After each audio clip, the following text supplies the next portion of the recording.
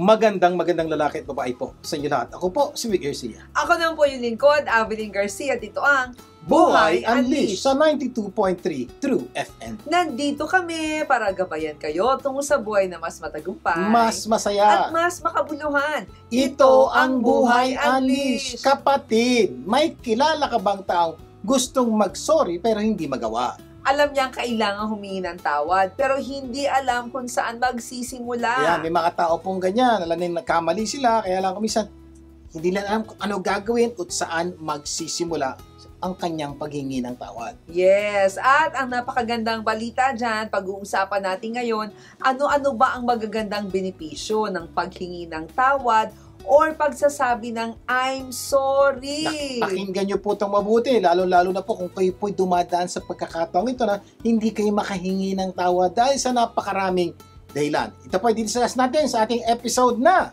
Sorry na nga! Yan, sorry na nga! Okay! At syempre sa ano action mo, pag-uusapan natin kung ano-ano magandang action kung matanda na ang anak mo pero umaasa pa rin sa'yo. Naku, malamang habang nakikinig kayo, naku, may kilala kayong ganyan. Malamang baka anak nyo yan o kuminsan hindi po anak nyo. Apo nyo, apunan nyo ang umaasa sa inyo kahit matandaan na kayo. Problemang malaki yan. Pero bago yan, simulan po na natin ang ating programa ng Believe It or Not. Ito ang parte ng programa na nagbibigay kami ng paniniwala na pwedeng magpaganda ng inyong buhay kung ito ay paniniwalaan at gagawin. Ang Believe It or Not quote natin sa araw na ito ay ito. Some people come into your life as blessings, others come into your life as lessons. Ibig sabihin po, kung gusto mo daw matutong mag-move on sa buhay dahil sa mga pangyayari sa inyo sa nakaraan, dapat maniwala ka. Some people come into your life as blessings. Others come into your life as lessons. Ano ibig sabihin nun? Yes, kasi maraming tao ngayon ang hindi nakaka-move on sa buhay dahil nanghihinayang sila sa mga taong nawawala sa kanila. Diba? Parang sayang naman yun. Marami na kaming pinagsamahan dahil hindi sila naniniwala na some people come into your life as blessings. May mga tao na nandyan sa buhay mo bilang pagpapala. Pero yung iba, come into your life as lessons. Binigyan ka lang ng leksyon. Ibig sabihin po, may mga tao po talaga mawawala sa buhay natin. Kasama po sa buhay yan. At kuminsan, pag masyado natin pinahawakan tong mga taong ito na kailangan nang mawala, kasi hindi naman po talaga sila panghabang buhay, blessing po sa kanila, kayo, sila sa inyo, or lesson, mahihirapan po tayo mag-move on sa buhay. Yes, minsan iniisip natin parang dapat forever na yung iyong karelasyon. Tandaan nyo, lahat ng relasyon ay may katapusan. Opo, walang forever sa mga relasyon natin dito sa lupa. Kahit na siya pa yung pinakamagaling magmahal, di ba? O yung pinakamamahal mo sa buhay, mamamatay din tayong lahat, di ba? Mamamatay din yan. So para makamove on sa pagkawala ng mahal sa buhay, maniwala that some people come into your life as blessings, others come into your life as lessons. Totoo po yun. Hindi po namin sinasabing pag nawala na mahal mo sa buhay, nanay mo, tatay mo, kakalimutan mo. Hindi po. Sinasabi ko lang sa inyo, pag nawala na sila, let them go. Yes. Move on with your life. You said, mahal na mahal ko siya. So, siya'y naging pagpapala sa'yo. So, Tama. isipin mo na lang yung mga pagkapalang binigyan niya sa'yo. Pero, at this point in time, kinuha na siya ni Lord. Tapos na, don't cling on to them. Iba kamisan, patay na. Pero binubuhay pa natin. Hindi po pwede. Hindi po magiging maganda po sa buhay niyo po yun na wala na pero hinahawakan niyo pa. Yes, ang ganda sinabi mo kanina, no? Na isipin mo na pagpapala siya sa buhay mo, di ba? So, yung mga mahal mo sa buhay, si nanay, si tatay, si mister, si misis, at marami pang iba. So, pagpapala po sila. At pag sakaling mawala sila, tanggapin po natin, kasama po sa buhay natin yun. At isipin natin, sila yung mga pagpapalang pinadala ng Diyos sa buhay natin. And because of that, we will be thankful. Pero, hindi natatapos na ng buhay. You need to move on. At huwag ka mag-alala. Pagpapadala uli ang Diyos ng mga bagong taong magpapala sa iyo at iba naman, magbibigay sa inyo ng leksyon. Minsan parang sinasabi mo, sayang naman. Kung nanghihinayang ka naman sa mga panahong ginugol mo sa isang relasyon, iniisip mo, ay naku, sayang naman. Ako, wag mo isipin yun kasi baka lesson naman ang ibinigay sa'yo. Totoo po, may mga pagkakataon po sa buhay para dahil mong taonin ni Des, pero parang hindi maganda ka pupuntahan. Pero ayaw mo bitawan kasi marami namang magandang nangyari, pero may mga masamang nangyayari. Kaya lang, ayaw mong bitawan, ang problema po ito. naging pagpapala tong relasyon sa buhay mo, pero naging leksyon din po sa buhay. May mga pagkakataon po, we need to let go. Isipin mo na lang, ano ba yung natutunan ko sa hindi ganun magandang relasyon na to? And again, move on sa bagong pagpapala at move on sa bagong leksyon sa buhay. Yan kung puro konsumisyon ang hinantungan ng relasyon mo, alalahanin mo that some people came into your life as blessings, others come into your life as lessons. So kasama po yun, kailangan talaga ilagay nyo sa puso nyo, huwag nyo pong ganong hahawakan na todo yung mga dapat nyo nang bitawan. Kasi po, pag pinawakan nyo ng todo yung dapat nyo nang bitawan, hindi kayo makamove on sa buhay nyo. So learn to move on. Pero pagka lesson niya, siguraduhin mong natuto ka. Yes. Kung sakaling hindi ka natuto sa iyong pinagdaanan, malamang dadaanan mo ulit yung iyong pinagdaanan. Doon ka ulit dadaan. For example po, para lang makakunawa niyo, for example, nagkarelasyon kayo, hindi maganda yung naging resulta. So, binitawan mo, inisip na lang, lesson ko sa buhay yan. May dumating na bago. Sabi nga po, pwedeng si Danny yun. Nagkabago ka relasyon, si Jimmy naman. Ba't ganun, sir? Ganun pa rin ang resulta. May posibilidad po, hindi kayo natuto sa unang relasyon, yung leksyon ng buhay, kaya ngayon, nandun pa rin po kayo sa problemang yun. Dapat po, kung nagkamali kayo sa una sa pangalawa, make sure sa susunod na lesson ng buhay nyo, matuto na kayo para dumating na po yung karelasyon na matagal nyong hinihintay. Oo, sabi mo nga si Danny, naging si Jimmy, naging si Ed, parang pare-pareho. May common denominator, ikaw, di ba? Hindi ka pa natututo sa leksyon na pinapaalam sa inyo ng Diyos. Kaya ako naiinis ka, bakit may mga taong niloko ka? Tandaan mo, some people come into your life as blessings, others come into your life as lessons. So malamang, tinuturuan kang magpatawad sa mga taong nagkasala sa iyo. Dati mga walang iya, naniloko ka. Pero pag-isipan niyo mabuti, aside sa pagpapatawad, may matututunan ka doon. Bakit ka naloko? Ano yung ginawa mong mali? Ano yung hindi mo ginawa para hindi ka maloko? Sabi sabihin, next time, hindi ko na gagawin to. Yes. Next time, natuto na ako, naloko na ako dati, hindi na ako papaloko. Ibig sabihin po, lesson yon.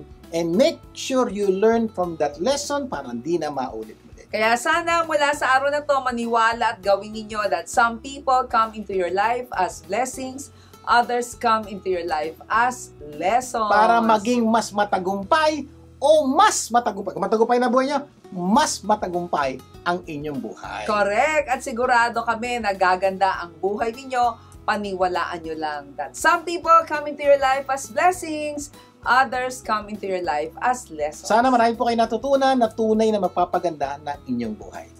Bago tayo mag-break, paalala lang po namin sa mga gustong magbakasyon na walang konsumisyon, mag-book sa Crown Plaza Manila or Holiday Inn Manila Galleria. Magbabalik pa po ang Buhay Unleashed. Huwag bibitiw. Nagbabalik ang Buhay Unleashed. Vic Garcia po balik. At Abiling Garcia. Dadako na tayo sa Ikaw, Ano Action Mo segment. Tandaan you are what you do, not what you say you will do. Sa Tagalog, hindi pwedeng puro ngawa. Dapat may gawa dahil ikaw, tayo ay produkto ng ating mga ginagawa at hindi na ating sinasabi. Sa segment na ito, hahanapan natin ng aksyon ng mga sitwasyon na nangangailangan ng solusyon. At kung meron po kayong sitwasyon na nangangailangan ng aksyon, ipadala nyo na po sa aming Facebook account at YouTube channel na Buhay Unleashed o Vic and Adeline Garcia. Baka sitwasyon nyo na ang susunod namin ma-actionan.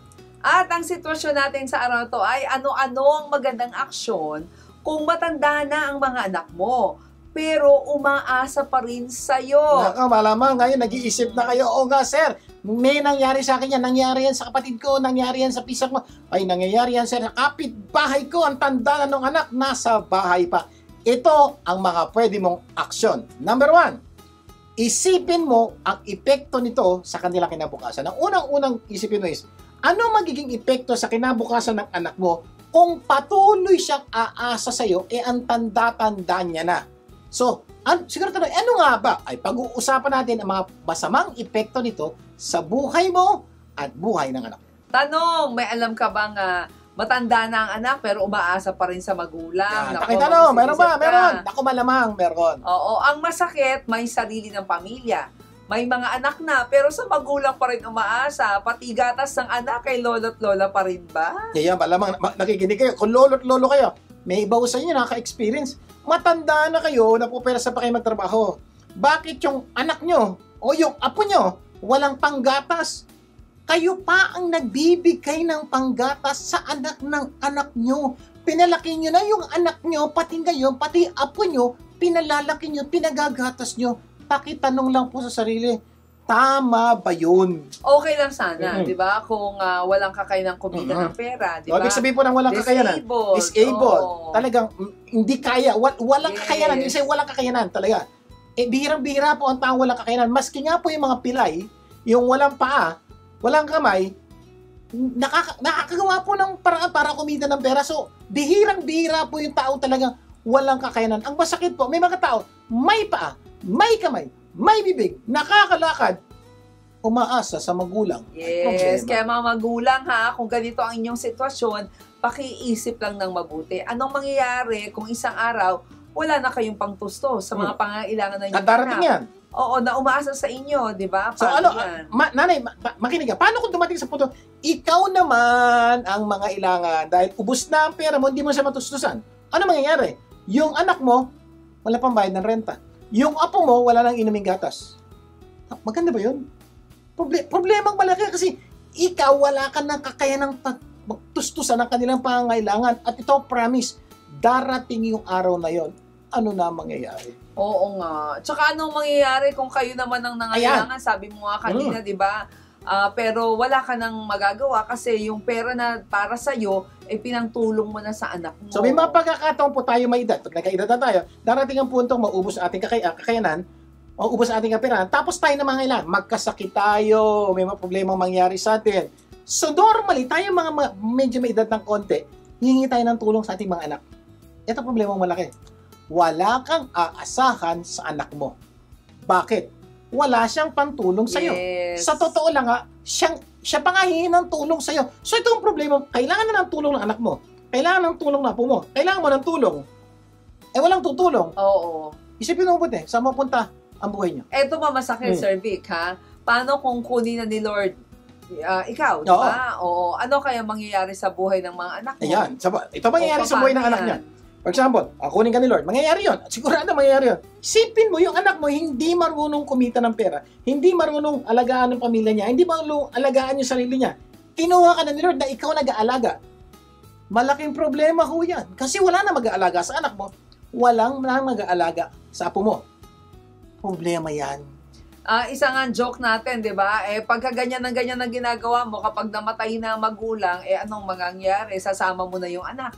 No? Dahil malamang doon, parang magkasama na kayo. Dahil lagi ka nagpo-provide, di ba? So, yun po yung normally gino-joke po namin. Pag namatay si magulang, na sumusuporta sa anak, namatay si magulang, sabi ko namin sama niyo na yung anak niyo. Ba't ko naman sasama yung anak ko? Ako lang naman namatay. Kasi malamang ilang linggo, ilang mamamatay din yan. Bakit? Kasi wala nga kakayanang mabuhay. Sa'yo lang nabubuhay. Wala ka ng buhay, so siya wala na rin buhay. So, ang punto, dapat po tinuturuan natin ang mga anak natin na matuto pong mabuhay nang wala tayo hanggang nandyan pa tayo. Ulitin ko po. Yes. Dapat tinuturuan natin ang ating mga anak mabuhay nang wala na tayo kahit nandyan pa tayo para pag wala na tayo, marunong silang mabuhay na wala tayo. Ang linaw, ano? Yes. Pero kaya wala, linaw yan. So, number two. Number two, planuhin at gawin kung paano tuturuan ng anak na hindi na umasa sa magulang. So, unang-unang tignan din is, dapat alamin mo yung epekto nito sa buhay mo. Yes. Sinabi na po namin. Ano mangyayari? Number 2 step, napakasimple. Planuhin mo na ngayon pa lang, hanggat buhay ka pa. Planuhin mo nang mabuhay ang anak mo na hindi umaasa sa'yo. Sir, paano yun?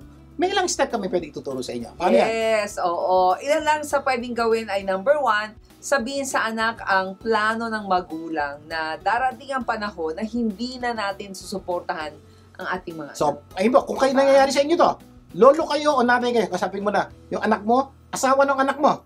Ito ito gagawin na. Paliwanag mo yung ba't pinag-usapan natin. Na ano mangyayari sa buhay. At dahil dito gusto na yung matuto kayo. So ito, darating ang panahon, din na namin kayo tutulungan. Kailangan matuto na kayo mabuhay on your own. So, bigyan nyo ng ilang buwan na ganito mangyayari. Bigyan nyo ng deadline o after ganito, after 10 months, 2 years, hindi ka na namin tutulungan. Ibig sabihin, itong panahon ito, bibigyan kita ng pagkakataon, maghanap ng pagkakakitaan para mapagandaan mo yung panahon mabuhay ka sa sarili mong Nag-heads paa. up ka na. Nag-heads up ka na para hindi mabigla nga eh. Number 2 ha, medyo bawasan mo ng let's say 10% a month, no? Sa susunod at susunod na 10 buwan, yung tulong na binibigay mo sa anak mo. For example, ngayon, Diba? Nagbibigay ka sa anak mo ng for example, 10,000 naman. Oo. Tulong mo sa kanya yon. Pambuhay nila, pambili ng gatas, o whatsoever. Okay. O anak, para matuto ka next month, 9,000 na lang bibigay ko. Bakit? Para matuto kayo yung 1,000, hanapan nyo ng solusyon. But at least hindi bigla ang 10,000, 1,000 lang. Sa susunod na buwan, 8,000 na lang. Pagdating ng 10th month, wala na akong ibibigay sa'yo. And I hope by that time, marunong ka na.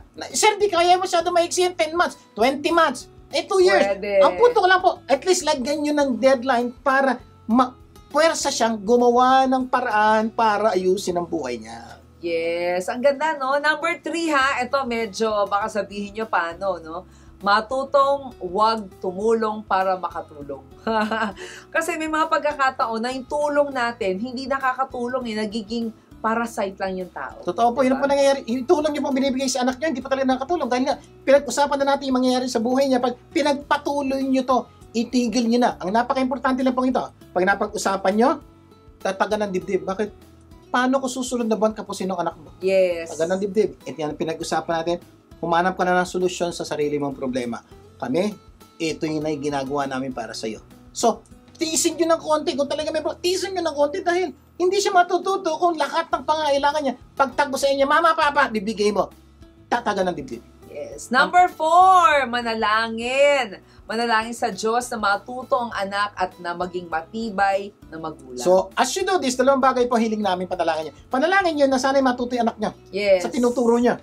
At sana, kayo, tatagan yung dibdib niyo kasi baka bumigay kayo, makakalimutan niyo na yung pinag-usapan niyo at babalik na naman po kayo sa dati. Pag ginawa niyo po yan, malaki po posibilidad na ayos ang kinabukasan ng anak niyo kahit wala na kayo. Lagi natin tatandaan ha, lahat ng problema ay may solusyon. Kung minsan alam natin ang solusyon, ayaw lang natin gawin. Kung minsan naman hindi talaga natin alam ang solusyon. Kaya kailangan natin ng tulong. So sana po, nakatulong kami sa problema ang pinagdadaanan niyo ngayon. Pero bago tayo mag-break, may reminder lang po ang Glorious para sa ating healthy break time.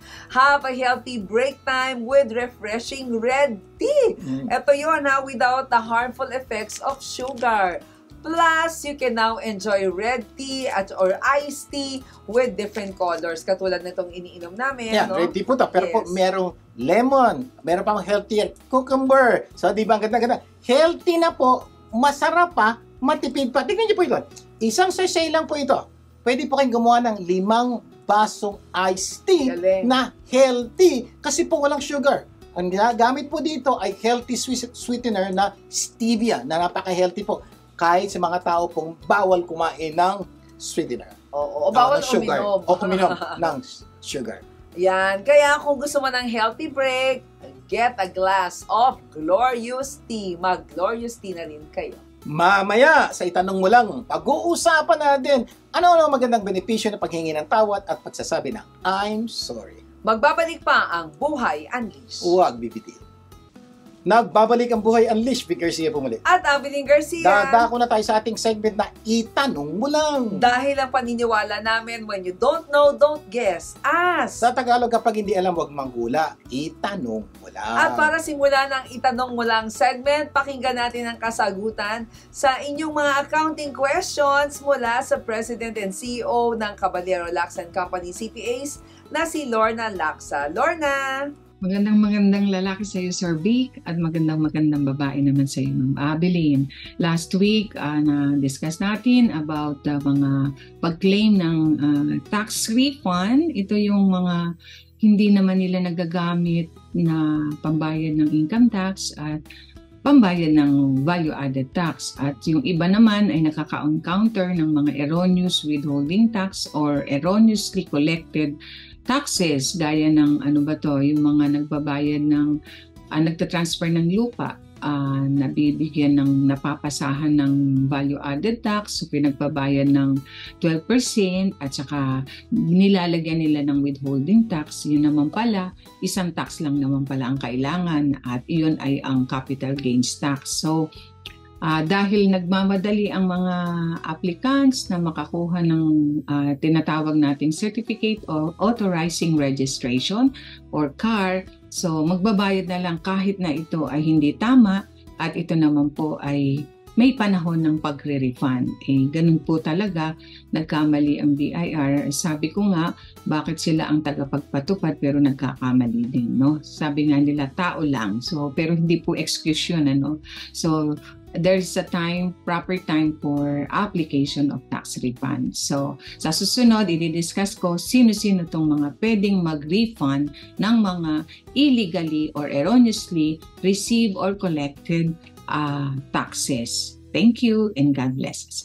Maraming salamat, Lorna. At kung meron kayong problema o tanong patungkol sa accounting, tawagan lang ang Capillary Lacks & Company CPAs sa mga numero 0917-836-4747 or 0917-810-0796. Okay, mga kapatid, may kilala ba kayong tao hindi marunong humingi ng sorry o patawad? yung bang alam na niyang mali pero hindi pa siya humihingi ng tawad. Sa malaman, nag-iisip na kayo kung sino, no? Alam nyo ba na maraming magandang dulot ang paghingi ng tawad or benepisyo? Kung sakali man po kayo po to na kailangan nyo humingi ng tawad, hindi kayo humingi ng tawad, makinig po kayo mabuti, baka pagkatapos ang ating pag-uusap, humingi na kayo ng tawad. Oo, kasi akala nila parang wala namang nangyayari, pero maraming benefits. Kaya ang payo namin, mag-sorry ka na.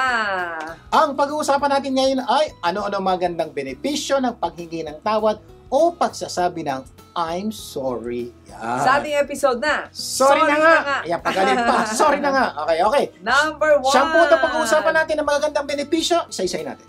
You will be able to do the right thing. Kung baga nagkamali ka, dapat humingi ka ng tawad. At ang dapat gawin po ay humingi ng tawad. Nagkamali ka. So, okay, mali ka na. Wala ka na magagawa doon. Pero pag hindi ka humingi ng tawad, lalo ka magkakamali. Magiging dalawa na mali mo. May ginawa kang mali at hindi ka humingi ng tawad. Pag humingi ka ng tawad, magagawa mo yung tamang gawin, which is humingi ng tawad kung ikaw na ay nagkamali. Humingi ka ng sorry, humingi ka ng patawad. Kasi doing the right thing is not always easy. Hindi man laging madali, di ba? Pero sometimes it's really hard, pero dapat gawin. No? But just remember that doing the right thing is always right. Po. May mga pagkakataon po sa buhay natin na alam natin nagkamali tayo, pero napakahirap humingi ng tawad. Lalo na po, ang dahilan natin is yung pride, yung taas. Yes. Ako, hingi ng tawad. Ngayon lang naman magkamali. Sila madalas magkamali. Bakit ngayong isang pagkakamali ko kailangan ko humingi ng tawad? O tama po. Tama kayo. May punto kayo. Pero still, nagkamali pa rin kayo. So, dapat humingi tayo ng tawad. Because that's the right thing to do. Yun ang tamang gawin po natin. And when you do the right thing for the right reason, you will eventually get the right result. Yan po maganda ron. Pag humingi ka ng tawad dahil yun ang tamang gawin, malaki po posibilidad mo tumama yung dapat yung gawin at tumama, malamang ma-restore pa yung inyong relasyon. Correct. Number 2, you will be relieved from guilt. Ayan, isa pang napakaganda pong mangyayari pag yung guilt feeling yung dala-dala nyon, di kayo makatulog, di kayo makain mabuti, every time pag nakikita mo siya, parang gusto mo imuiwas sa kanya, alam niyo po, mawawala po yung guilt feeling sa napaka-importante po na nagpapabigat ng ating buhay. Ito, tatandaan ninyo ha, ano ba yung guilt? Guilt is a weight that will crush you whether you deserve it or not. Ay talagang mabigat yan. Kasi may mga pagkakataon po, may kasalanan ka talaga, you deserve it, you'll have guilt feeling. May pagkakataon, wala ka namang kasalanan sa pananaw mo. Pero sa pananaw nila, may kasalanan ka. So because of that, parang masama loob nila sa'yo, kakaroon ka ng guilt feeling. So ibig sabihin, matama o mali ginawa mo, may guilt feeling ka. So at the end of the day, asking forgiveness, makakabawas po ng yung guilty conscience. Sabi nga ni Anthony De Mello, sabi niya, when you are guilty, it is not your sins you hate, but yourself. Totoo po. Hindi yung kasalanan kundi yung sarili mo. Yun po nangyari. Pag kayo po guilty, pag ka mo ginawa yun, dapat din napansin mo, ang buti, ikaw. So, ingat po, masakit po yung mahirap po dalhin ang pagkakaroon ng guilty feelings. Kaya hanggat kaya nyo pang humingi ng tawad, humingi na, sir, bakit ganit kaya? May mga pagkakataon po, baka hindi na kayo humingi ng tawad. Either kunin ka na ni Lord, o kunin na siya ni Lord. So, humingi na kayo ng tawad, ang pinakamasakit po ito, siya kunin ni Lord, ni hindi ka nakahingi ng tawad, buhay ka pa. ang bigat po ng damdamin po, no? Yes. Kaya hingi na ng tawad as soon as Hanggat possible. may panahon pa. Hmm. Ito, number 3 ha, you will learn to be responsible. Ganda po to. Kasi sa totoo lang, you must take personal responsibility kasi you cannot change the circumstances, yung mga nangyari, no, the seasons, or even yung hangin, di mo kayang baguhin eh. But you can change yourself. So, ito ang ganda po ng paghingi ng tawad. Ang nangyayari po sa'yo, nagmamature ka. At pag na-mature ka, normal yung ginagawa mo, you learn to be responsible for your actions. Nagkamali ka, kasalanan yon, tinanggap mo, that's very good. Number 1. Number 2, dahil nagkamali ka, humingi ka ng patawad. That's being responsible. Yes. And you need to learn to be responsible kung gusto niya maging successful sa buhay.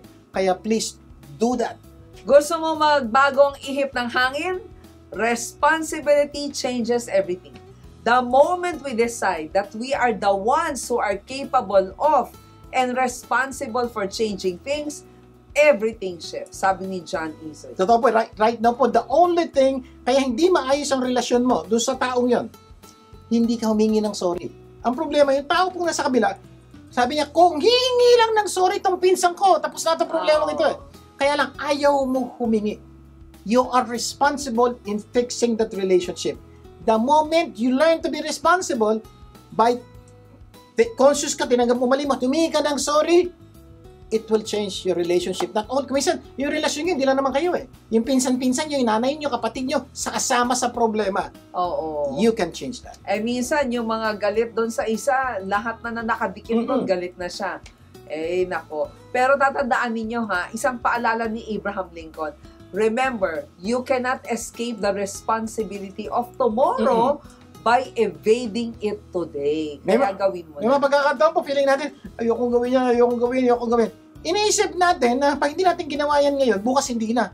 Hindi po, you're just delaying. Yes. Pinapahaba nyo lang po, pinapahirapan nyo yung sarili nyo. Bakit? Hanggat hindi nyo po ginagawa, yung dapat nyo gawin, nandiyan pa rin yan. Oo. Pwede hindi nyo gawin today, pero tomorrow babalik po yung guilt feeling. It will only be gone the moment you do it and be responsible. Kaya talagang dapat matured ka eh, di ba? Sabi nga, maturity is not a product of growing older.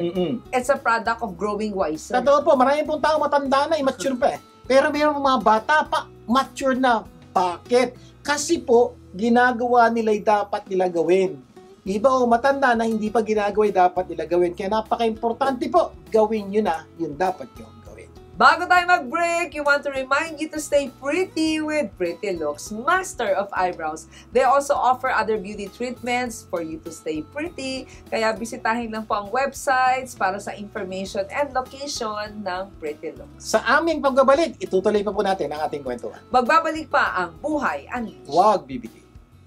Nagbabalik ang Buhay Unleashed, Vic Garcia pa muli. At Abiling Garcia. Patuloy tayo sa ating itanong mo lang segment sa ating topic na ano-ano magandang benepisyo ng panghingi ng tawad o pagsasabi ng I'm sorry. Sa ating episode na, Sorry sorry na na nga. Yan. So review tayo sa tatlong na-discuss natin kanina. Number 1, you will be able to do the right thing. kapag nagkamali, dapat itama, humingi ng sorry. Correct. Ayan. Number 2, you will be relieved from guilt. Kaya mawala pa guilt feeling nyo at madali na, mas masarap na mabuhay ng maayos. Number 3, you will learn to be responsible. Yan, you'll be responsible and you mature. That's very important po kung gusto natin maging successful sa buhay.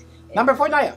You will grow in life. Ayan, ang ganda po. Pag ikaw ay natutong gawin yung dapat mo gawin, lalago ka, you will grow. At lahat po tayo kailangan mag-grow. Ibig sabihin, kailangan matuto po tayo sa mga bagay na dapat nating matutunan. Isa sa hinahangaan ko na author and speaker si John Maxwell. At meron siyang sinabi na the greatest day in your life and mine is when we take total responsibility for our attitudes. That's the day we truly grow up. Yan. Yun daw pinaka-important. Pag dumating na kayo sa puntong wala na kayo sinisisi, wala na kayo biniblame, kung hindi sarili nyo, that's taking responsibility. Ito na daw po yung araw na tunay pong lalago at mag-grow na kayo sa buhay. Tandaan nyo yan. Yes, kaya nga taking responsibility strengthens your reputation as a fair and honest person while giving you more confidence to come clean when something else goes wrong in the future. So napaka-importante po, lalago at lalago kayo pag natuto kayo to take responsibility. And all of us would want to grow in life. Kaya take responsibility, ask for forgiveness. Number 5. Number 5, you will have closure. Ano yun? Siyempre, pag may nakabukas, dapat isara. And asking for forgiveness normally will bring closure. Totoo po, maraming pong tao kaya po nahihirapan sa buhay. Parang feeling nila merong pintong nakabukas. May sabi. Hindi naman po masara-sara. Kasi may dapat siya gawin eh ayaw naman niya gawin. Isa pong napakagandang pwede niyo gawin, lalo na kung may relasyon kayo, parang bukas pa, walang closure. Nadidinig sa salitang closure, di ba? Kung minsan po, ang kulang po ay paghingi ng tawad. Kung hihingi ka ng tawad, pwede mo nang isara yung isang chapter ng buhay mo and move on with your life. Kaya, please, ask for forgiveness. Kasi closure means finality, di ba? Yung being able to let go of what once was. It is finally accepting what happened, natanggap mo na, getting answers to why it happened, ayun naman pala, and choosing to move on. So, ang pag-move on to, dalawang phase mo yan. You will learn to move on, at yung taong nasaktan mo will learn to move on. Pag ginawa nyo po yung parang pareho nyo pini-free up yung sarili nyo of the past. Kasi po kami marami pong tao ngayon, up to now, nabubuhay sa kapong. Kung ginawa niya lang yun, kung ginawa niya lang, kung hindi nga ginawa eh. So, kung ginawa niya na, di at least makako na po kayo, magkakaroon na kayong freedom. Yes, and that's what will happen pag humingi ng tawad. Closure. Sarado na. Now, you can go to the next door. Minsan tatanungin natin, paano kung hindi ako patawarin? Yeah. Tatandaan nyo, sometimes, the only way to get closure is by accepting that you'll never get it. Yeah, may mga pagkakataon po. Magpatawad, it's your kahit loss. hingi ka ng tawad, ayaw. But at least, ikaw ginawa man dapat gawin. At pangalawang closure is, kailangan tanggapin mo kung minsan, may mga pagkakataon na talagang hindi po mangyayari yung gusto mo mangyari na patawarin ka. Kasi hindi mo hawak yun, hawak niya yun. Hawak niya yun. But at least yung hawak mo, ginawa mo na. That's good enough. Correct. Number 6, restoration of the relationship. Yan po yung pangarap natin. Yan po yung gusto nating mangyari. Yan ang benepisyo, na kung no? sakaling magka-problema, sana ma-restore. Yun po ang gusto natin mangyari. At there's a big possibility there will be restoration kung hingi po kayo ng forgiveness. Kasi maraming relationship na nade-destroy, no? Because of pride. Diba? Sabi nga natin, pride comes before destruction and their inability to admit their faults. Totoo po, napakarami pong magsama mag-asawa ang nasira. Bakit? May taong ayaw humingi ng sorry. Hindi niya kayang tanggapin yung kanyang pagkakamali. Nako, hindi lang po sa mag-asawa. Mas matindi pa, yung magkakadugo. Kasi tandaan niyo po, ang mag-asawa hindi magkadugo yan, ha? Yung magkakadugo, mag-ina, mag-ama, magkapatid, may kilala po kami. Sabi po ng bawat isa, mamamatay na ako. Hindi ako hingi ng tawad sa kanya. Ayun na nga. Alam niyo po, totoo po, nakabatayan na. Nung taong nagkasala siya, hindi siya nakahingi ng tawad. Ang laki po ng problema, dadalhin niya. Bakit po? Kasi po may pride. Hindi niya po maibaba yung kanyang pride, kaya hanggang po sa huling hantungan o kamatayan, hindi po humingi ng patawad. Malaki pong problema po yun. Kaya tatandaan natin na humility builds up relationship and relationship that lasts. So yun po ang mangyayari. If we be humble enough, throw away all your pride, at humingi ka ng sorry, may posibilidad po mag-asawa, ma-restore ang relationship. Yung maghihiwalay na, ma-restore yung relationship. Yung mag-ina, mag-amang di nag-uusap ng ilang taon na, ilang Pasko, ilang bagong taon na, ilang Thanksgiving na hindi kayo nakikita. Pag humingi ka ng sorry, pwede pong maayos yan. Pero hindi ko pa sasabing lahat maayos. Pwede rin maayos. But at least, you tried your best to restore. And more often than not, nare-restore po talaga ang relationship. Yun ang, please do that. Yun yung magandang benepisyo di ba? Na kapag minsan sinasabi mo, wala namang mangyayari pag nag-sorry ako kasi tapos na nangyari na. Hindi. It can actually restore. Para yung bahay na nasira, na nabibuild mo ulit. Kaya nga sabi, if we really want to love, kung gusto mo talaga magmahal, we must learn to ask forgiveness kasi we're living in a fallen world eh. Lahat talaga may pagkakamali, may brokenness, 'di ba? Kailangan natin humingi ng tawad and learn how to forgive. Kung ikaw naman yung nandun sa kabilang banda, matuto ka namang magpatawad sa mga taong nagkasala sa iyo. So, malinaw po yan. Napaka-importante pong maunawaan nyo po ito. Talaga po, marami pong relasyon ang nasisira dahil hindi tayo humingi ng tawad. Pero marami pong relasyon ang nabubuo na ayos, gumaganda, may mga pagkakataon, mas lalo pang gumaganda dahil po may taong nagpakumbaba, tinanggal ang pride, at humingi po ng kapatawaran. Sana, kung kayo po ito nga sa sitwasyon, kailangan nyo humingi ng kapatawaran, please do that. Kasi po tunay po, ito magpapaganda, magpapaayos ng inyong relasyon sa mga taong tunay na mahalaga sa inyo. Sabi nga yung successful marriage daw is composed of two great forgivers, no? Ay, nako, marami Handa pa po tayong silang magpatawad. Yes. Pero mas maganda po, handa rin tayo paulit-ulit na humingin ng tawad. Dahil ito po tandaan nyo, kahit ano gawin nyo, magkakasala kayo. Wala pong perfectong tao, magkakasala at magkakasala tayo. Kung magkakasala tayo, may isa tayong skill dapat matutunan. We must learn to ask for forgiveness because all of us will commit sins and we will commit mistakes to the people around us. If that's the case, there's one thing you need to do after committing a mistake. Asking for forgiveness. So, we must learn to ask.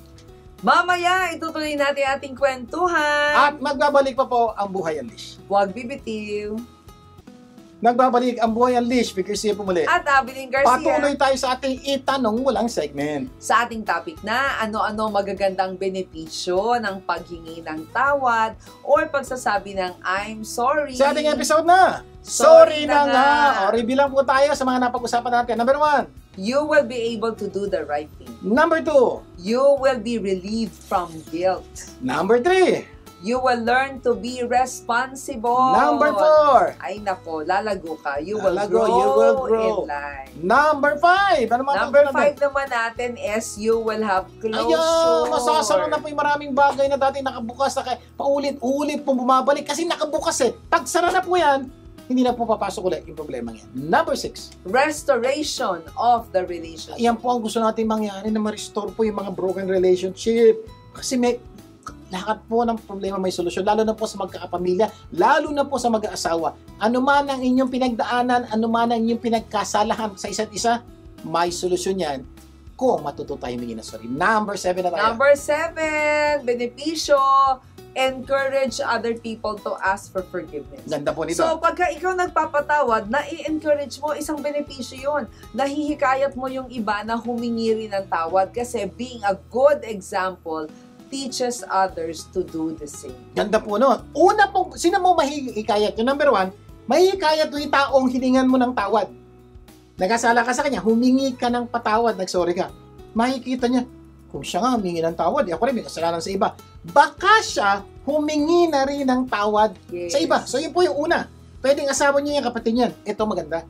Sa bawat away ng buhay, may nanonood.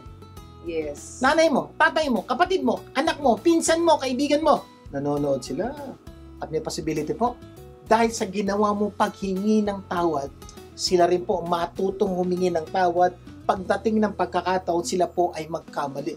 Di bang ganda po nun? Kasi, alam mo, ang ganda ng quotation na a good example has twice the value of good advice. Totoo yun. Alam niyo, ibig sabihin diba? nun, mas importante daw yung pinakikita mo kaysa yung sinasabi mo. Yes. A lot of people, magpatawad ka. Ikaw, ginawa mo pa. Pero pag ginawa mo na, may mga tao po will follow. Bakit? Mas matindi pong testimony yon na talagang nagawa mo sa buhay mo. Kaya anong gusto mo? Ikaw ba yung sasabihin, paglaki ko, gagayahin kita? O paglaki ko, iiwasan kita? Or Tama hindi ko gagawin? Sabi nga ng quotation, if you can't be a good example, then you will have to be a terrible warning. Ganun lang po yan ha. Pag ikaw nagkasala, humingi ka ng patawad, you'll be a good example. Pero ikaw nagkasala, alam na maraming tao nanonood sa'yo na ikaw ay nagkasala at alam ng mga tao na nakapanood sa'yo, may guilt feeling ka, hindi ka makatulog sa gabi, maraming problemang dinudul, nagkakasakit ka kahit na wala namang sakit. Alam niyo po, you'll be a terrible example. At sasabihin naman ka, Terrible mo, a warning. warning, ayoko mangyari sa akin yan. Ayoko mangyari sa akin yan. Kaya, Pag ako nagkamali, hingi kagad ako ng sorry. Yung po ibig sabihin. Kasi yung mga bata, di ba, they close their ears to advice but open their eyes to example. Lalo na po kung magulang po kayo, tingnan niyo po ang epekto nito sa inyong mga anak. Please ask for forgiveness. And number 9, you will be forgiven by God. Napakagandang benepisyo nito, di ba? Sabi nga ng 1 John 1:9, if we confess our sins, He is faithful and just, and He will forgive us our sins and purify us from all unrighteousness. Ito po, tandaan nyo. Every time magkakamali po kayo, hindi lang po tayo nagkakamali sa tao. Nagkakamali rin po tayo sa Diyos. Kaya po palagi nang pinapayo, pag kayo nagkamali, ang unang hingang kayo ng patawad sa Diyos, hindi po sa tao. Pag ginawa nyo po yan, at ito po ang ganda ng pangako ng Diyos. Pag tayo ay nagkamali at humingi tayo ng patawad sa Diyos, ito po, promise ng Diyos, sigurado, patatawarin tayo ng Diyos kahit anong kasalanan ang ating ginawa. Kaya po, hiling ko po, kung nagkasala po kayo, hingi po kayo ng patawad at sigurado matatanggap niya ang kapatawaran. Totoo yan, sir. Sabi nga ng Matthew, di ba, chapter 5, verse 23 to 24, so if you are offering your gift at the altar, and there remember that your brother has something against you, iwan mo daw. Leave your gift there before the altar and go first be reconciled to your brother. And then come and offer your gift. At what's the first step in reconciling? Asking for forgiveness. Kaya napaka-importante po nun. Mare-reconcile ka pag maghingi ka ng kapatawaran. At yan po, hinihingi ng Diyos. Good news po, when you ask for forgiveness, lalo na po sa Diyos, patatawarin ka. Sa tao, pwede ka pa hindi patawarin eh. Pero ang Diyos po, promise niya, patatawarin kayo. Okay, Okay, Last na to, you will be healed by God. Ayan. Sabi ng James 5:16, therefore, confess your sins to one another and pray for one another that you may be healed. Ayan. The prayer of a righteous person has great power as it is working. Ito po yung matalanghagang turo ng Diyos. Sabi niya, ano ang koneksyon ng pagpapatawad sa kagalingan? Oh. Diyos po nagsabi nun, na pag tayo po humingi ng kapatawaran, we forgive one another, we ask for forgiveness. Alam niyo ba kung minsan may mga sakit daw po tayo na napupunta sa ating katawan because we don't ask for forgiveness or because of unforgiveness. Tama. So, kung nakakaranas kayo ng mga sakit na kumisan, maski doktor, hindi malaman kung saan nanggagaling ang sakit na yan, baka ang ugat po ay hindi pagpapatawad or hindi paghingi ng tawad. Ang hiling ko po, kung meron po kayo nasaktan na tao at alam yung tao may masamang loob sa inyo, hingi na po kayo ng kapatawaran at ang pangako po ng Diyos, maski yung sakit na nararamdaman nyo ngayon, pwedeng pagalingin na. Isa pa gusto ko pa idagdag. Sinabi po doon sa verse na nabasa natin kanina, the prayer of a righteous man availeth much. Ano ibig sabihin nun? Pag tayo daw nagpatawad, so we're righteous. Why? We're doing what God's asking you to do. At pag nanalangin daw tayo, take note, hindi lang patungkol sa kasalanan ginawa mo. Pag nanalangin tayo, meron tayong prayer request. Ang sabi po ng Diyos, yung panalangin natin ay pinakikinggan niya at sasagutin niya. Wow, grabing benepisyo That's yan. what happened when we ask for forgiveness and do the right thing.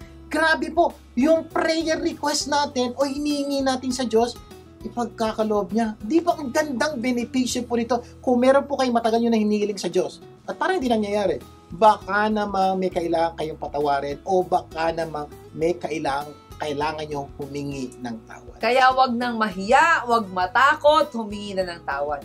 Sana marami tayong natutunan sa ating pinag-usapan ngayon. At next week, mas marami pa tayong pag-uusapan na tunay na magkapaganda ng buhay nyo at ng mga mahal nyo sa buhay. Closing prayer tayo. Malangin tayo. Amang nasa langit, salamat po sa pagpapaalala nyo sa amin na kung kami po ay nagkamali, matuto po kami humingi ng tawad sa taong nagkamali kami.